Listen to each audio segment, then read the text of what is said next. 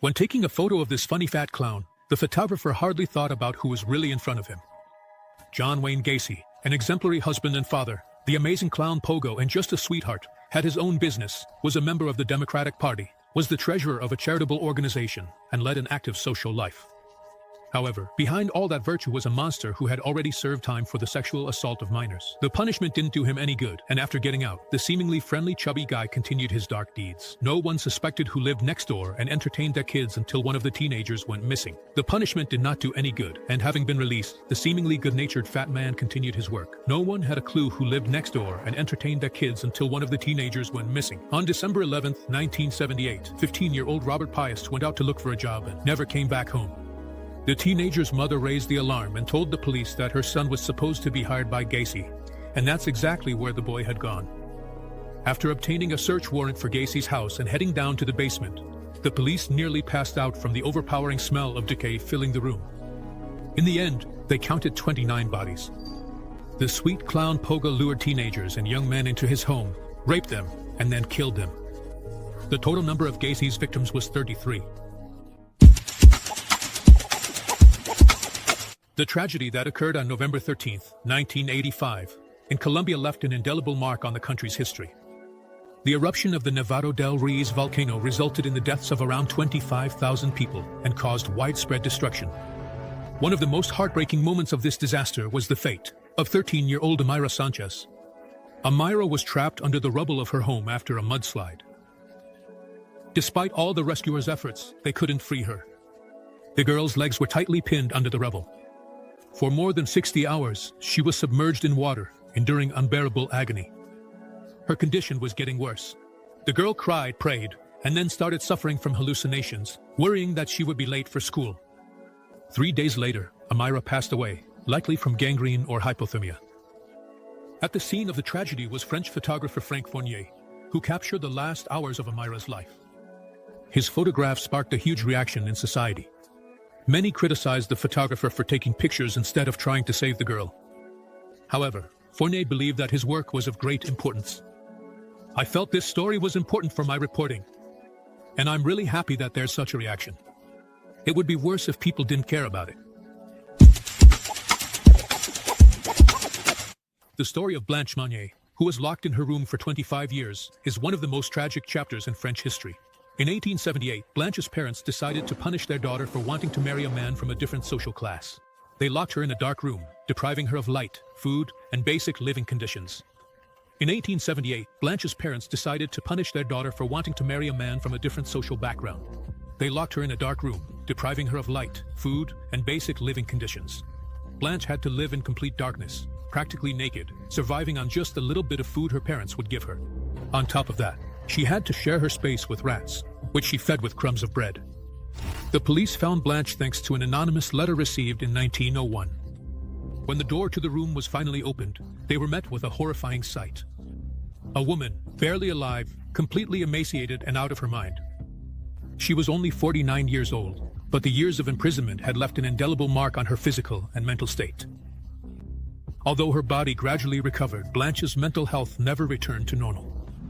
Her former lover, for whom she endured these trials, had passed away 16 years before her release. Blanche's mother, who was responsible for her imprisonment, was arrested and sent to prison, where she soon died of a heart attack. This story shows just how cruel human actions can be and what terrible consequences they can have. This photo, which became one of the most famous symbols of mass suffering, was taken in 1993 in Sudan during a severe famine. Photographer Kevin Carter captured a little girl lying on the ground. Next to her sat a vulture. The photo sparked a huge public outcry and earned Carter a Pulitzer Prize, but its content led to a lot of debates and discussions. Many saw the photo as a symbol of the world's cruelty, thinking that the vulture was about to attack the weak child. However, the real situation was different. The girl's parents were unloading humanitarian aid at that moment, leaving the little one alone. The emaciated child tried to follow her parents, while the vultures circled overhead, drawn in by the smell of food. "Brother." The Spanish photographer, trying not to scare the bird away, carefully approached closer and took several shots from about 33 feet away, after which he chased the vulture off. Spanish photographers José María, Luis Arenzana, and Luis Davila, who were working in the same area, confirmed that the situation looked different than it appeared at first glance. The vultures really did gather around the children, but they didn't attack them, waiting for the moment when the kids would stop moving. So, the distance between the child and the bird could have been much greater than it appears in the photo. However, despite the widespread fame and recognition, 3 months after receiving the prize from Litzer, Kevin Carter committed suicide. It's possible that the weight of responsibility and societal criticism became too much for the young photographer. It's hard to believe, but in this photo, it's the same woman. The pretty girl on the left is Maria Elena Milagros de Hoyos. On the right, it's her again, but this time after her death. When Maria turned 21, she was diagnosed with tuberculosis. At that time, it was impossible to cure the disease. Dr. Tanzler's efforts failed. His love for Maria was futile, and even the love that grew in the doctor's heart for his patient didn't help. Maria died. Driven mad with grief, Tanzler first built a mausoleum for her, but after a while, he took her body out of the tomb and created a mummy, reinforcing the bones with wire and covering her face with a wax mask. Not only that, but Tanzler lived with the corpse of his beloved woman as if she were his wife. Yes, you thought right. It's hard to imagine what was going on in this man's head. 7 years later, the police arrested the insane doctor. He was charged with desecration of a corpse and was released because the statute of limitations had expired. A few years later, the body of Tanzler himself was found next to his dead beloved, whom he was holding tightly. This photo, which at first glance seems like just a regular shot from a formal event, hides some dark events behind it. The man in the black cloak is a Swedish teacher. His colleague suggested a group photo, and he agreed. After the photo, he unexpectedly attacked his co-workers with the sword he was holding. His colleagues, wanting to have a laugh, suggested taking a group photo, and he agreed. However, immediately after the photographer lowered the camera, the man suddenly attacked his fellow soldiers using the sword he was holding. Within minutes, he killed the 2 people standing next to him in the photo. The killer then continued on his way through the school building, leaving behind traces of violence and death. The police were only able to stop him after some time, by which point several people had already fallen victim to his aggression. This case became a striking example of how unpredictable and dangerous a person's behavior can be, even when everything seems perfectly normal on the outside. The man in the photo is Franklin Delano Floyd, and the little girl is Floyd's stepdaughter. This story began with the kidnapping of little Suzanne Marie Savakis, the daughter of Sherry Marks, who went missing in 1974. The girl was only 9 years old at the time. The kidnapper turned out to be Franklin Delano Floyd, Suzanne's stepfather, who took her under his wing and started raising her as his own daughter. He gave the girl a new name and made her attend school under different aliases. Over time, the relationship between Floyd and Suzanne took a sinister turn. In 1988, they had a son named Michael. A year later, in 1989, Floyd officially married Suzanne, using fake documents and pretending to be someone else named Tony Hughes. However, by 1990, Suzanne decided to break off that connection and start a new life with her son. She left Floyd, taking Michael with her. Nevertheless, her attempts to gain freedom ended in tragedy. In April of that same year, Suzanne was found severely beaten and covered in bruises on the side of the road. She soon passed away in the hospital. Michael was placed in the care of a foster family and adopted by new parents. However, in 1994, Floyd committed another crime by kidnapping a boy. As the kidnapper confessed after being caught by the police, he killed the child on the day of the abduction. This violin has a truly unique and touching story. The Hartley violin, which belonged to Wallace Hartley, the musician and bandleader on the legendary ship Titanic, became a symbol of courage and selflessness. On that fateful night, when the ship hit the iceberg and started to sink, Hartley and his musicians kept playing, trying to calm the passengers and lift their spirits in those terrifying circumstances. All the musicians, including Hartley, perished in the disaster. However, the violin he played on miraculously survived. Before his death, Hartley managed to put the instrument back in its case, saving it from destruction. The case with the instrument was found among the wreckage of the ship by one of the vessels that arrived at the scene of the tragedy to search for the bodies of the victims. Thanks to the engraving on the instrument, it was identified as Hartley's property. The violin was returned to his fiancée, who kept it safe until her own death.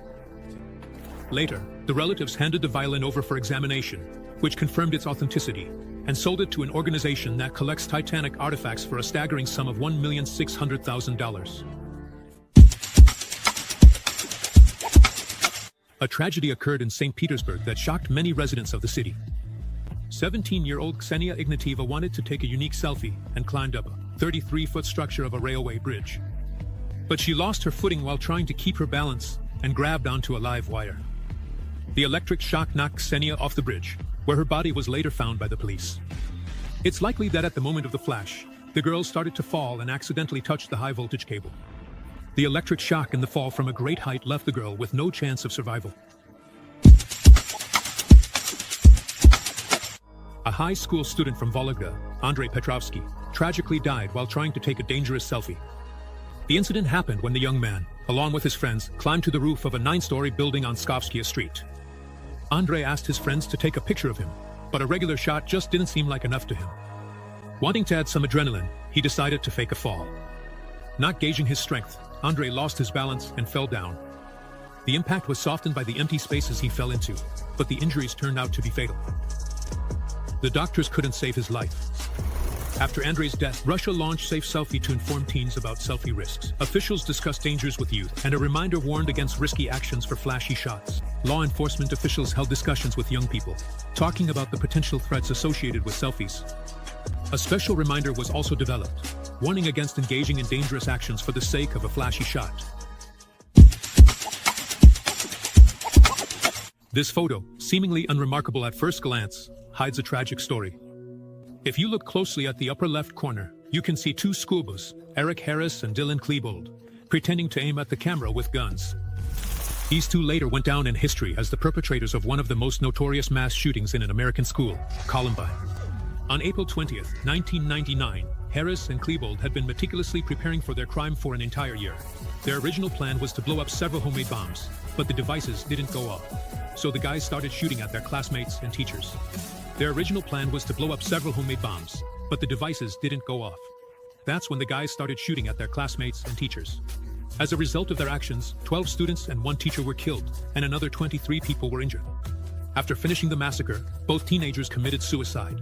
This incident shocked all of America and became a catalyst for numerous discussions about school safety, gun control, and the mental health of young people. There's a saying, it's better to see something once than to hear about it 100 times. However, sometimes the most innocent-looking photos can hide truly horrifying stories that are better left unknown.